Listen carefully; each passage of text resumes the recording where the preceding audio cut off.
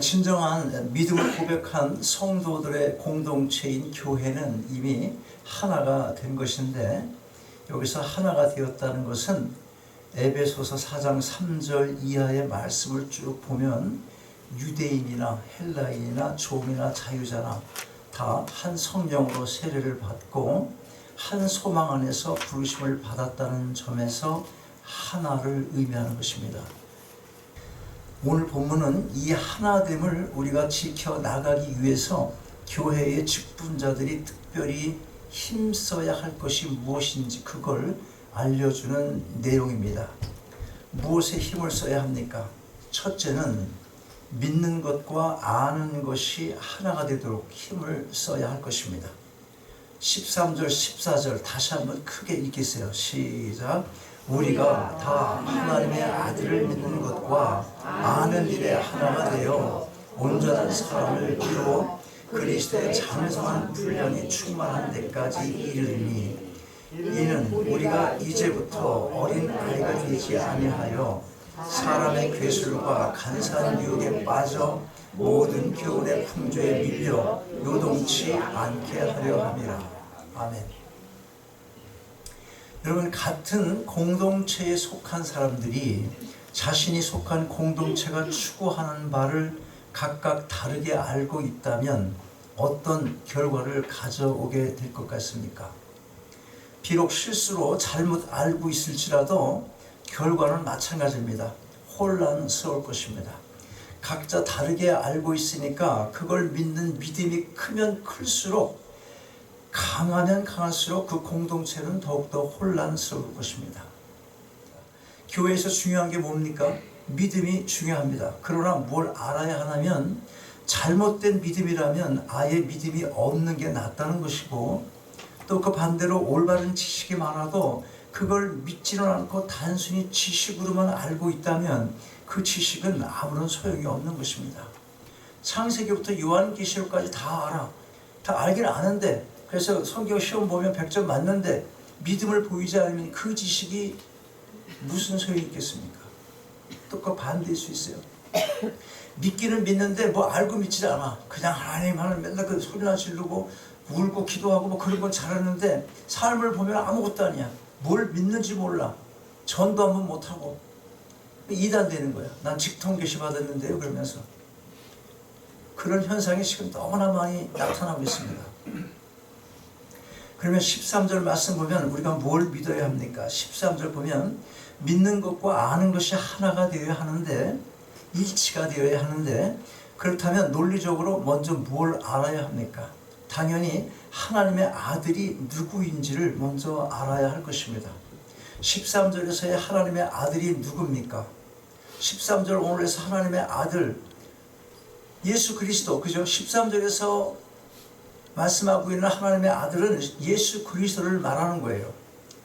우리 중에 하나님의 아들이 누구인지를 모르는 사람은 아무도 없어요. 하나님의 아들은 누구예요? 예수 그리스도. 그런데 질문을 바꾸면 어떻겠습니까? 하나님의 아들이 누구인가가 아니라 예수 그리스도가 누구인가, 이렇게 질문을 받는다면 아유 그렇게 쉬운 거 뭐, 그거 하나님의 아들이죠. 하나님의 아들 맞습니다. 그런데 그 답만 가지고는 모자랍니다. 머리로 아는 교리적인 지식뿐만 아니라 깊은 교제를 통한 인격적인 알미 필요한 것입니다. 인격적으로 아는 것, 그게 진짜 아는 것입니다.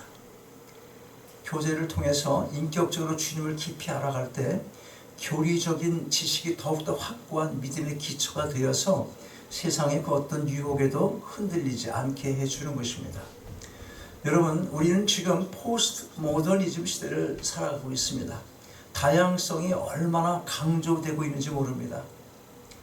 문제는 다양성 자체가 잘못되었다는 것이 아니라 오직 예수 그리스도, 그분이 하나님의 아들이시며 그분만이 진리이시고 생명이시고 그분만이 구원자라는 사실을 받아들이려고 하지 않는 데 있다는 것입니다. 너는 너대로 살아, 나는 이대로 살게. 그게 뭐 딱 절대적인 진리야? 참견하지 마. 마이 웨이. 내 길 갈 거야. 그렇게 말한단 말이죠. 내버려둬. 걔가 좋다는데 뭘 그래? 이렇게 말하지 요새 부모들이. 아니 애가 좋다는데 뭘 그래, 그냥 해주지, 이렇게 말하죠. 좋은 게 좋다? 좋은 게 좋은 게 아니고 바른 게 좋은 거예요. 옳은 게 좋은 것입니다. 착각하면 안 돼. 그래서 우리가 정말 신경 쓰지 않으면 진리를 머리로만 알고 믿지 않은 것도 문제고, 진리 자체를 또 올바로 모른다는 건 더 큰 문제고, 이런 시대가 지금 우리가 사는 포스트 모더니즘 시대다, 그런 얘기예요. 모든 제도를 부정하고 질서를 부정하고. 그게 왜 그러냐, 이렇게 살게 내버려 둬, 이거거든. 절대 진리 없어, 너나 나가, 너나 하나님 믿어, 이런 시대란 말이죠. 그러나 사도행전 4장 12절은 단호하게 증거를 해요. 다른 이로서는 구원을 얻을 수 없나니, 보세요, 인간의 생명, 영원한 생명을 갖고 있는 그것을 움직일 수 있는 분이라면 그게 진리 아니고 뭐겠습니까? 그보다 더 참된 진리가 어디 있어요? 천하 인간의 구원을 얻을 만한 다른 이름을 우리에게 주신 일이 없음이니라 하였더라. 누구만이 구원자라는 겁니까? 누구만이 진리라는 거예요? 예수 그리스도뿐인 거예요. 예수 그리스도뿐인 거예요. 그런데 더 큰 문제가 있습니다.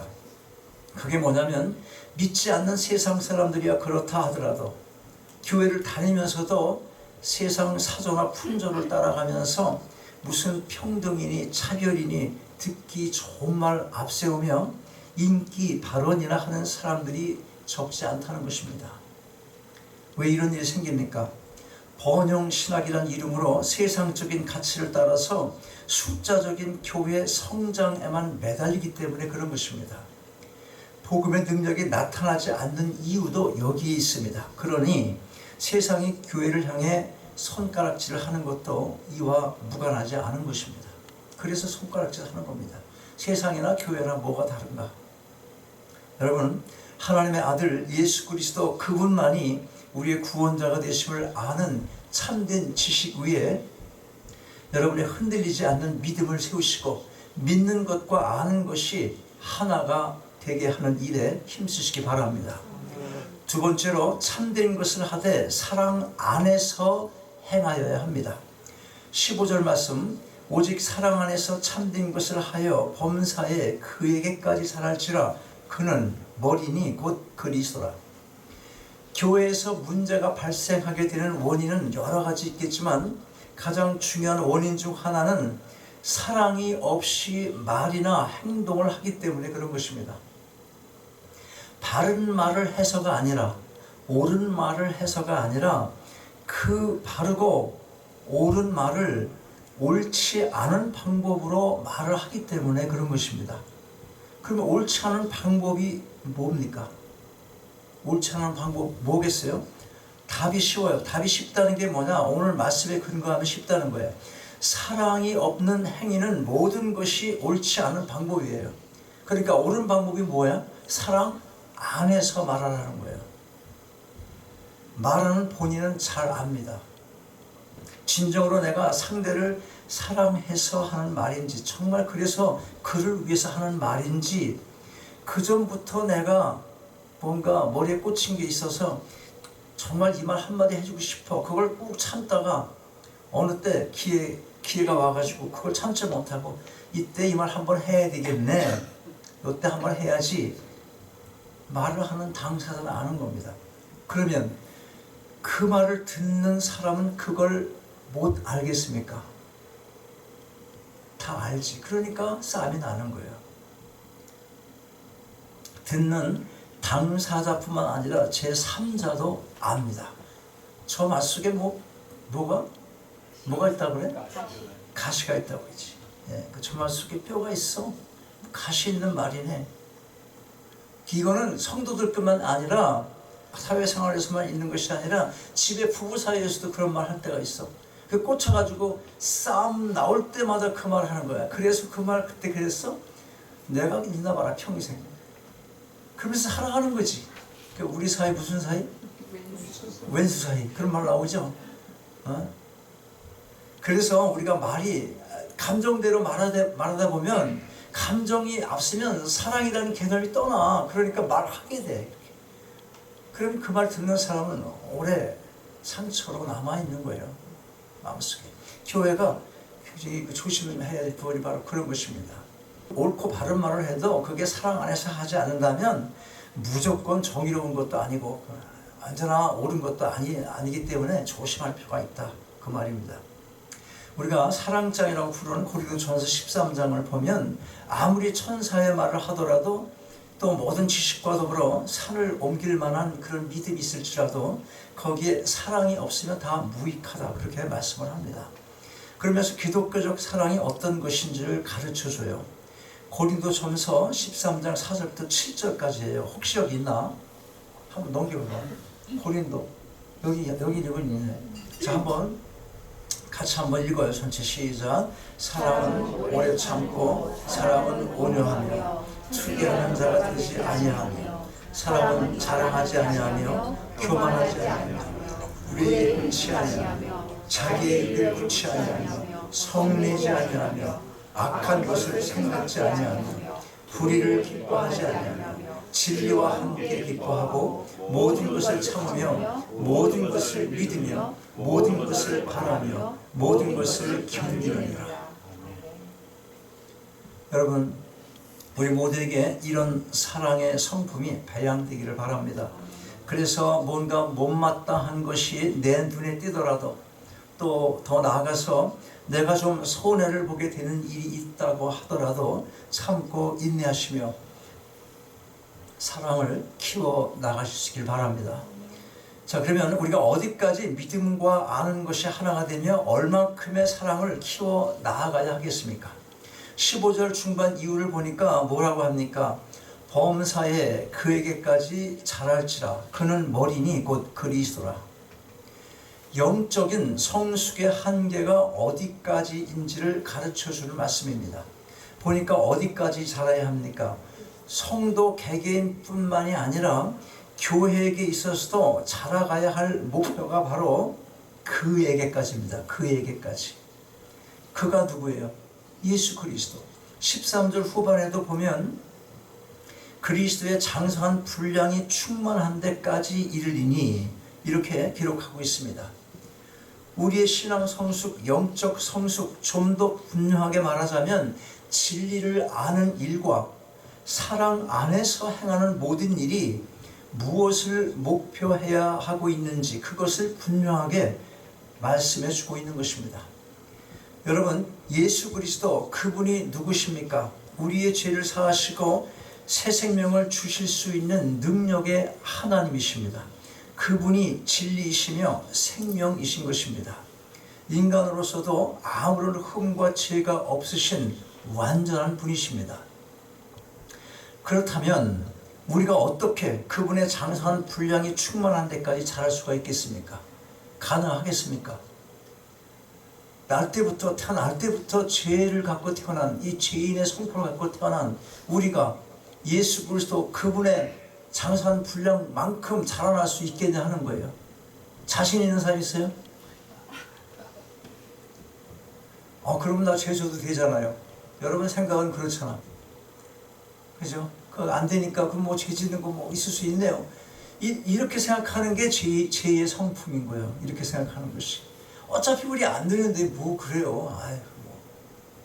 믿으면 천국 간다고 그랬는데.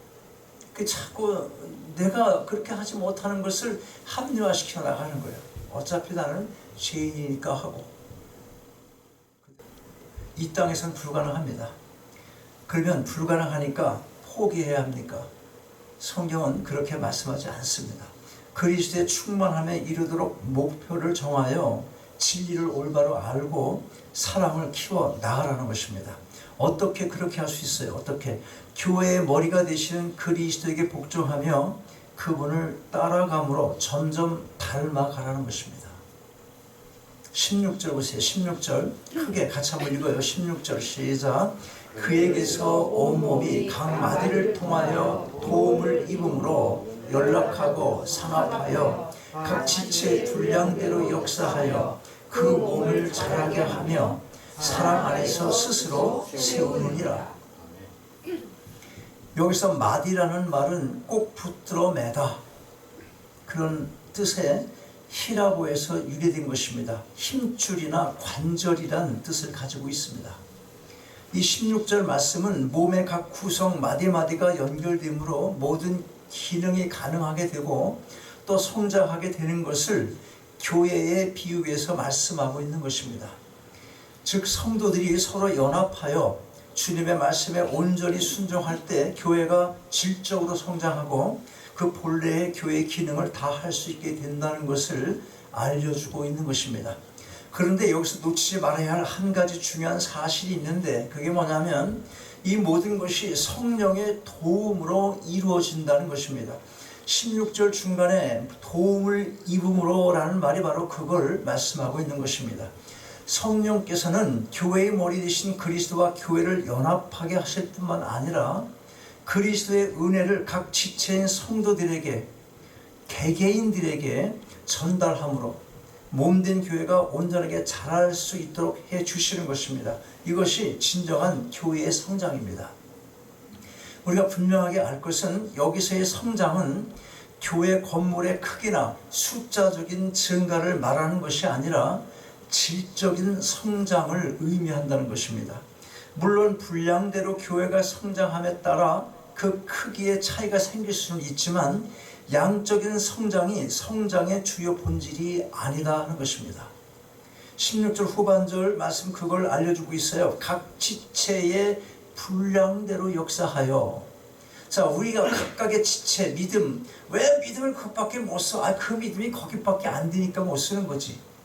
그렇죠. 그런데 우리는 그러면 아무 말도 하지 말아야 되는 거예요? 그렇지 않아. 믿음을 가지라고 자꾸 성경은 말하잖아. 믿음을 더 키워라. 믿음을 가져라. 믿음으로 나아오라. 그렇게 말하면 믿음은 또 하나님께서 주시는 거라면서요. 그래, 그러니까 네가 믿음을 써야 또 그 능력대로 분량대로 하나님이 믿음을 주고 무슨 일을 할 수 있는 능력도 주고 하는 거 아니야. 뭐가 먼저 이걸 따질 게 아닌 거예요. 내 마음이 어떤가를 먼저 점검할 필요가 있다는 거예요. 나 일하기 싫어서 믿음의 분량 키우고 싶지 않습니다. 그런 사람 있어요 혹시? 하나님 일. 근데 여러분 착각하면 안 돼. 교회에서 무슨 일을 하는 것만 하나님 일로 생각하면 안 되고 그건 당연한 거지만 여러분 일상의 삶 속에서 하나님 나라 백성으로 사는 일이 어떤가 하는 거예요. 그게 중요한 거거든. 우리 교회가 교회를 자꾸 모이게 하는 교회가 아닌 이유는 흩어지는 교회, 그게 처음부터 나는 그런 생각이기 때문에 왜 맨날 교회 와서 살아? 그것도 이상한 거예요. 나가려니까. 그런데 오는 만큼은 진지하게 예배드리고 봉사하고 이런 거 해야 될 걸 해야 되지. 이걸 잘 섬긴 다음 그 다음에 자꾸 교회 와서 뭐 하고 그렇게 모여 하고 그러는 게 아니고 이건 그냥 건물이거든. 그래서 자주 올 수는 있지만 그걸 의무적으로 여기서 모여서 뭘 한다 이런 개념 갖는 거 별로 좋은 게 아니에요. 여러분 각자의 삶의 일터에서 정말 하나님을 만난 인격체로 만난 그런 성품으로 세상을 살아가면 여기 와서 맨날 기도하고 있는 사람보다 100번 나을 수도 있어. 여기서 기도하는 사람 기도하지 말라는 얘기가 아니지. 기도하면 그 기도를 받아서 밖에 나가 일을 해야 되지. 근데 맨날 기도만 하고 있으면 어떻게 해 또 그것도. 맨날 기도만 하고 있으면 돼 안 돼? 그것도 이상해요. 맨날 기도만 하는 사람에게 나타나는 현상이 뭔지 알아요? 하나님이 계시했습니다. 하나님이 자기 때 계시하실 때. 그리고 그걸 어떻게 해? 너 이러면 안 돼. 손가락질 하는 거야. 그냥 빠지는 거야. 그게 일 안 되는 거예요. 잘못 알고 기도만 하면 이상한 영이 온다니까. 그래서 진리를 아는 일, 내가 믿고 뭐 하는 일에 일치를 시켜라. 그런 얘기하는 것입니다. 자, 16절 내가 다시 볼게요. 16절 후반절 말씀 알려주고 있는데 각 지체의 분량대로 역사하여 그 몸을 자라게 하며 사랑 안에서 스스로 세운다 그랬어요. 교회를 이루어가는 성도의 분량, 각 성도의 분량대로 성령께서 역사를 하십니다. 그리고 그 분량대로 교회를 자라게 하시는데 먼저 개인의 성장이 필요합니다. 얼마큼? 분량대로. 무슨 분량대로? 하나님께서 주시는 분량이 있어요. 분량. 그 분량대로. 믿음에만 그런 게 아니라 이 땅을 살아가는데 여러분이 어디서 살 건지, 이 땅을 살면서 무엇을 하며 살 것인지도 하나님께서 그 분량에 맞게 주시는 거예요. 그러므로 저 사람은 공부도 별로 안 했는데 돈도 엄청 많이 버는 직장에 취직을 했어. 부러워할 거 없어. 분량대로 준 거야. 분량대로. 그 돈이 그렇게 많으니까 타락하던데 그게 분량대로 그런 거예요. 분량대로. 양을 따지지 마시고 하나님과의 관계에서 질적인 관계를 따지라는 얘기예요. 여러분 행복하지 못합니다. 남하고 비교해서 자꾸 그 재면은 안 된다니까. 그런 걸로 인해서 찌그러질 필요가 없다. 내가 하나님과의 관계가 어떤 것인가 가장 중요하다는 거예요. 그걸로 인해서 내 행복과 인생의 형통한 그런 어떤 만족감이라든지 자족할 수 있는 기쁨을 누려야 된다는 거예요. 분량은 사람마다 다릅니다. 그러므로 많고 적고 크고 적음의 문제가 아니라 무슨 문제? 질적인 문제라는 거예요. 질의 문제라는 것입니다. 교회는 먼저 개개인의 분량에 맞게 영적인 성장을 해야 합니다. 최종적인 목표는 비록 이 땅에서는 불가능하지만 성장의 과정을 거쳐 그 마지막 새하늘과 새 땅에 들어가게 될 때는 모두가 다 그리스도의 장성한 분량이 충만한 데까지 이르게 하셔서 언제 새하늘과 새 땅이 도래할 때 그때 온전한 하나의 교회가 되게 하시는 것입니다. 여러분 각자마다의 분량이 있습니다. 크고 작다, 많다, 적다 그게 문제가 아닌 것입니다. 얼마나 질적으로 성장해 나가느냐 그게 중요하다는 것 이걸 잊지 마시기 바랍니다. 여러분 모두가 분량대로 역사하시는 성령님의 뜻을 따라서 진리와 사랑 안에서 각자 맡은 바 범사에 충실함으로 개인의 영적 성장과 함께 우리 교회가 건강하게 성장해 갈 수 있게 되기를 주님의 이름으로 축원합니다.